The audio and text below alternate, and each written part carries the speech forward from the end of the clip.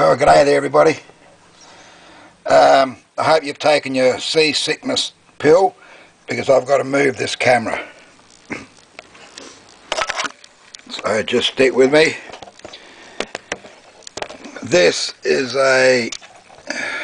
I'm not sure if you'll be able to read it.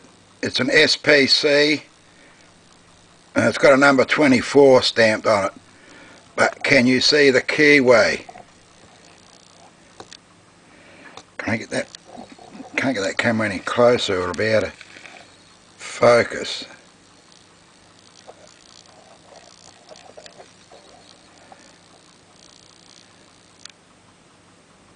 It's not focusing now. There, that might be better. Right, now I have another one of these, similar keyway, and this is the one I gutted here several months ago. I have single pin picked it once and I cannot get it again. I don't know what picks I've used initially, but it's got a similar keyway. Like I said, get that seasickness tablet in here. It's got a similar keyway. Come on, get in focus. This is my eyes that are blurry. I don't know, but can you see that keyway suitably? It's another SPC. I think that's a number 6 on this one. This is the one I originally gutted months ago, and I've tried a single pin pick this one and this one for quite some time now, and I haven't been able to get either of them. So here, several weeks ago, I bought a set of these Majestic, what are they, Majestic, what they call computer generated picks. Perhaps I should have had that on a white background. But you can get the idea what they look like. There's 8 in the packet. I've got the other couple over there. But supposedly they reckon they're computer generated because they supposedly should suit most pin configurations, you know, bitting configurations. They're double-ended, and of course they say you can use both sides of it, that side or that side, all that advertising sort of blurb.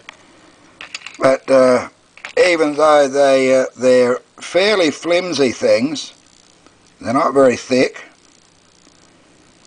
Some people might rubbish them. I don't.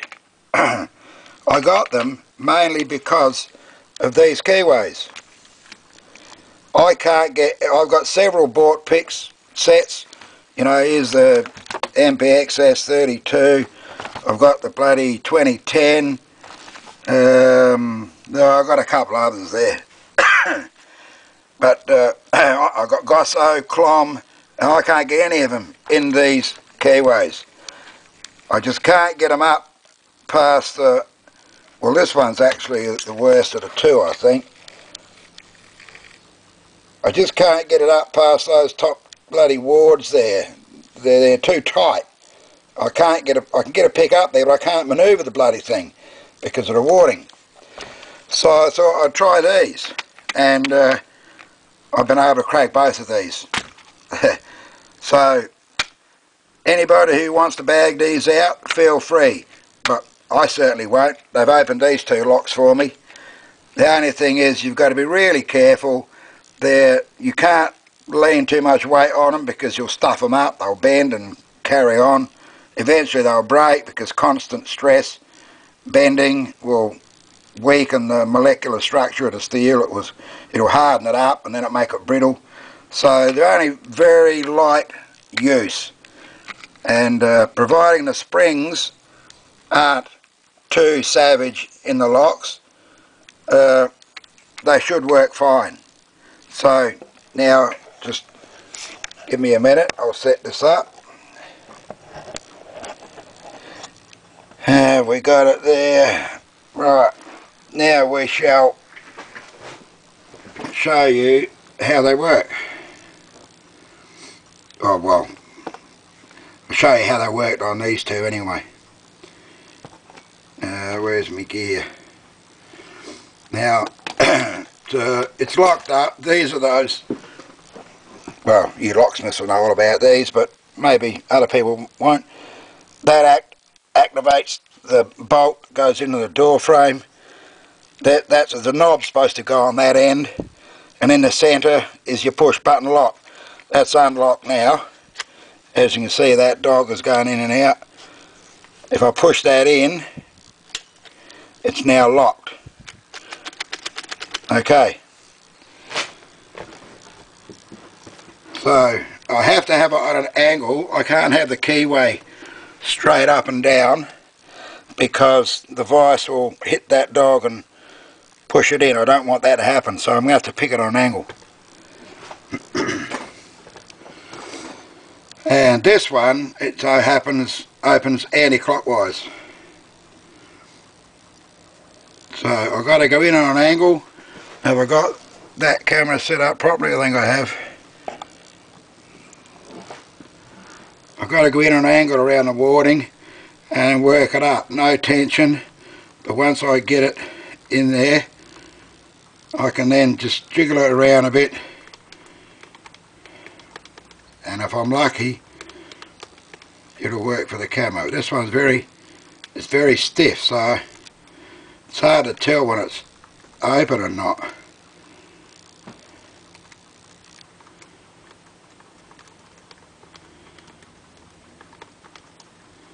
But you can't be rough with them.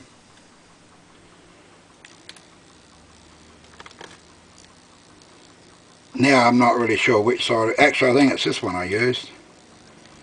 I'm using the wrong one. Might help if I use the right one. You've got to negotiate around that warding and then just slowly work away, jiggling away.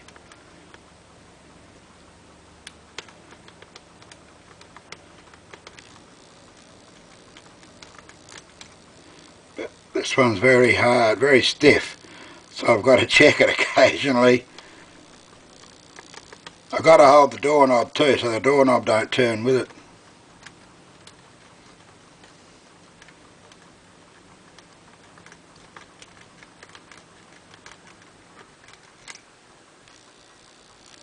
Hope it doesn't make a liar out of me now after all that talking.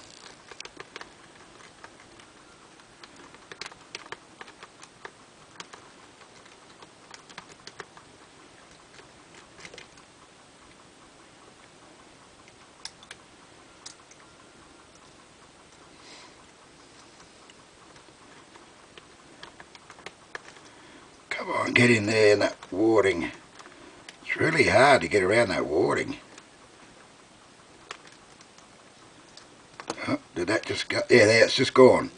Ugh, but it's really hard. Okay, that one's open. Make sure that dog doesn't get in the jaws of the vice. And we'll do this one. This one unlocks clockwise. It's locked up. There's no button on the back of this one. And I haven't got any keys for them either. And I think this is where I use the other pick. This one I can feel when it goes. It's nowhere near as stiff as that other one. You can't force these though. Don't, whatever you do, force them. Just jiggle around. Let it do its own thing.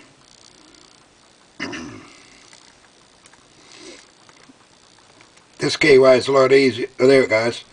This keyway is a lot easier to get past the warding than that other one. There you go. It's now open. There you go. So, you know, like I said, some might think these are junk. I think they're bloody good. You just got to be really careful with them, that's all. Just very gentle. Don't force them.